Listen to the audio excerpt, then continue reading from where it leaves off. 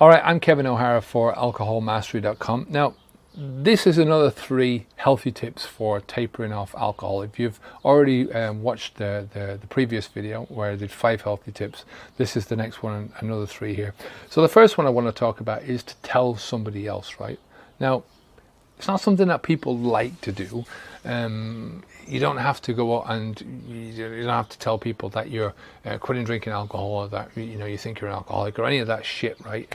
You can do it in a different way, but telling somebody else gives you leverage, right? It means that somebody else is in the know to what you're going to do, and it can have a good psychological effect on your progress, right? On whether or not you continue on with doing this and whether you don't, right?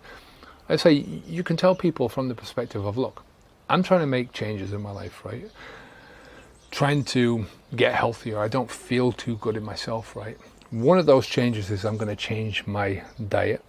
Another one of those changes is I'm going to get more exercise, or I'm going to do more of this exercise, or I'm going to start this exercise, I'm going to start this sport, I'm going to do this, right? Another one of those things is I'm going to stop drinking for a while. Don't know how long yet, but I'm going to quit drinking alcohol because it's having a negative effect on me. I'm sick of the hangovers. Another one of them is going to be quitting smoking for a while. Not have coffee or something like that, or blah blah blah. So what you're doing is you've got 1, 2, 3, 4, 5, 6 different things that you're trying to do, right? This is a big behavioral change, and you're squeezing alcohol in there in the middle, right? That's the alcohol. So you're not focusing people's attention on the alcohol, you're focusing people's attention on the whole picture, right? You changing yourself, trying to get healthier, right? It's a lot better than doing the other thing, right? And then you're saying to them, right, this is day 1. So as part of this, right, the time I'm quitting alcohol is this time. So that's the second part of it, right? It's when you've told people that you're doing the whole habit change, you're doing the whole getting your shit together change, and then you're saying, right, as part of this, right, this is the day I'm quitting drinking alcohol. Boom, boom. That's your day set up, right? Number 2 is to set yourself some goals, right?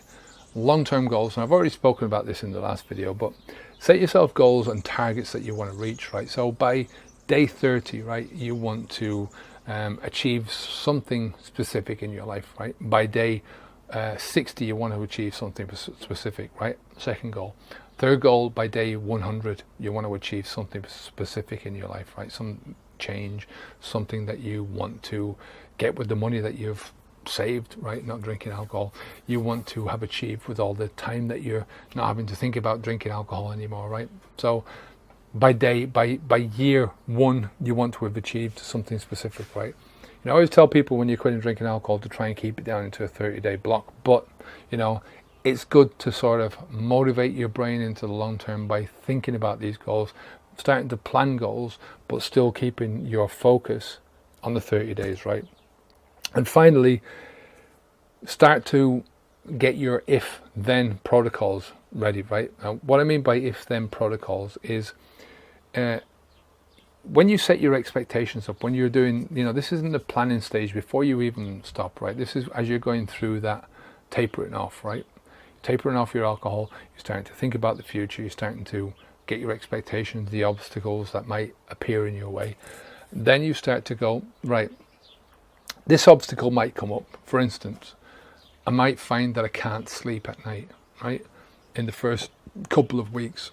So what I'm going to do, if I can't sleep at night, right, then I'm going to do this, right? And what that does is it sets your brain up with a kind of a program, right? So it's like a mini program that is sort of running adjacent to the main program of you quitting drinking alcohol. And what happens is you're going along, all of a sudden the main program gets this obstacle in your way, cannot sleep, and it realizes that there's already a mini program that's following along in tandem, and it flicks over to that mini program. So if this happens, so the if part has happened here, then flicks over to the then part of it.